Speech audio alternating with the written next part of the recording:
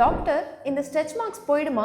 ஏதாவது strong solution இருக்கா? ஸ்ட்ரெயிட்டாகவே சொல்கிறேன், ஓவர் நைட்டில் இதுக்கு சொல்யூஷன் கிடையாது. ஆனால் சரியான approach right from the day 1 of pregnancy நமக்கு இருந்துச்சுன்னா கண்டிப்பாக நல்லாவே இம்ப்ரூவ் பண்ணி காட்ட முடியும். ஏர்லி ஸ்டேஜ்லேயே நம்ம இதை அப்ரோச் பண்ணோம்னா பெஸ்ட் ரிசல்ட் கிடைக்கும். ரெட் ஆர் பிங்க் மார்க்ஸ் இருக்கும்போதே நம்ம ட்ரீட்மெண்ட் ஸ்டார்ட் பண்ணினா நல்ல ரெஸ்பான்ஸ் வரும். டெய்லி மாய்ஸ்சரைசிங் ரொம்ப முக்கியம். நான் என்ன சொல்லுவேன் அப்படின்னு சொன்னால் நீங்கள் உங்கள் வீட்டில் இருக்க ஐட்டம்ஸ் லைக் தேங்காய் எண்ணெய், விளக்கெண்ணெய், இதுவே உங்கள் அப்டாமனில் ஒரு 3rd மந்த்லேருந்தே நீங்கள் டெய்லி ரெகுலராக நீங்கள் அப்ளை பண்ண ஆரம்பித்தாலே நிறைய பேருக்கு அதுவே போதுமானதாக இருக்கும். ஸோ 2 times a day நீங்கள் ரெகுலராக அப்ளை பண்ணும்போது இது நல்லாவே இம்ப்ரூவ் ஆகும். சன்லைட்டில் எக்ஸ்போஷர் ஆகும்போது நமக்கு அந்த ஸ்ட்ரெச் மார்க்ஸ் இன்னும் கொஞ்சம் எக்ஸ்பிரஸ் ஆகும். So we can prevent sun exposure. And கண்டிப்பாக நம்ம அப்டாமினல் எக்ஸசைசஸ் அண்ட் ஸ்ட்ரெச்சஸ் நம்ம பண்ணும்போது அந்த அப்டாமினல் வால்க்கு ஸ்ட்ரெச்சபிலிட்டி இன்க்ரீஸ் ஆகும், பிளட் சப்ளை இன்க்ரீஸ் ஆகும். ஸோ இது எல்லாமே பார்த்தீங்கன்னா அந்த ஸ்காரை அசிங்கமாகாமல் டார்க் ஆகாமல் ப்ரிவென்ட் பண்ணும். இப்போ நான் சொன்ன முறைகள்லாம் உங்களுடைய மார்க்ஸை லைட்டாக பண்ணுறதுக்கு ஹெல்ப் பண்ணும். பட் நான் பேசிக்காக என்னுடைய பேஷண்ட்ஸ் கிட்ட என்ன சொல்லுவேன்னா, வயிற்றுல வர அந்த ஸ்ட்ரெச் மார்க்ஸ்